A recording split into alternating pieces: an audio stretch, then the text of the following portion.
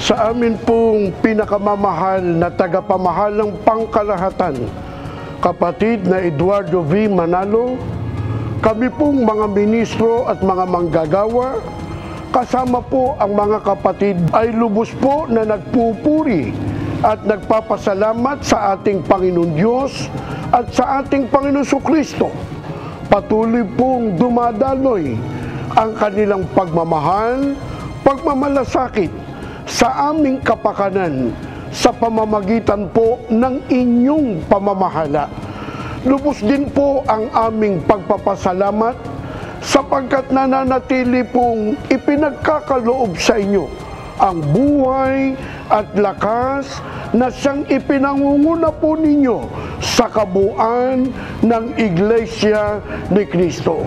Kaya naman muli po naming ipinangangako sa ating Panginoong Diyos at sa ating Panginoong Jesucristo na patuloy po kaming magiging kaisa ng layunin ng inyong pangunguna sa buong Iglesia.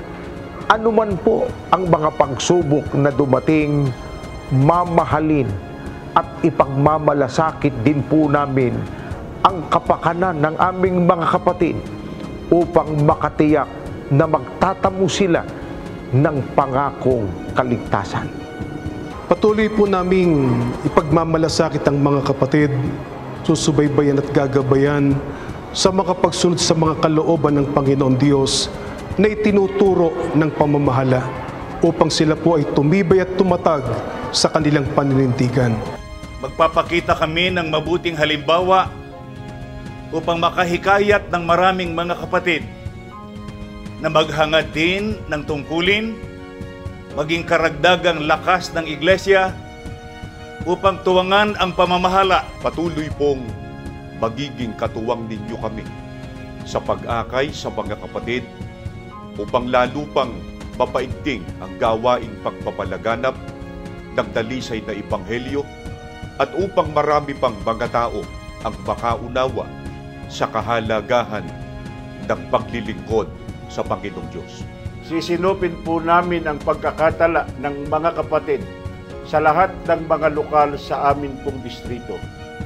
Buong kasiglahan po naming pangungunahan ang mga kapatid dito sa aming distrito sa lahat ng aktibidad sa loob ng Iglesia ni Cristo at gagawin po namin ang lahat ng nakapagbibigay kasiyahan sa atin pong Panginoong Diyos. Ipinangangako po namin sa inyo na amin pong patuloy na ipagmamalasakit ang lahat ng mga gusaling sambahan upang mamalagi po na napagsasagawaan ng mga pagsamba sa atin pong Panginoon Diyos. Patuloy po kaming kaisa ng pamamahala sa pagtuturo at pag-akay sa mga kapatid na sundin ng walang pasubali ang dalisay na katotohanan upang ang mga kapatid ay magtamo ng pagpapala sa buhay pa lamang na ito, lalo na po sa buhay na darating.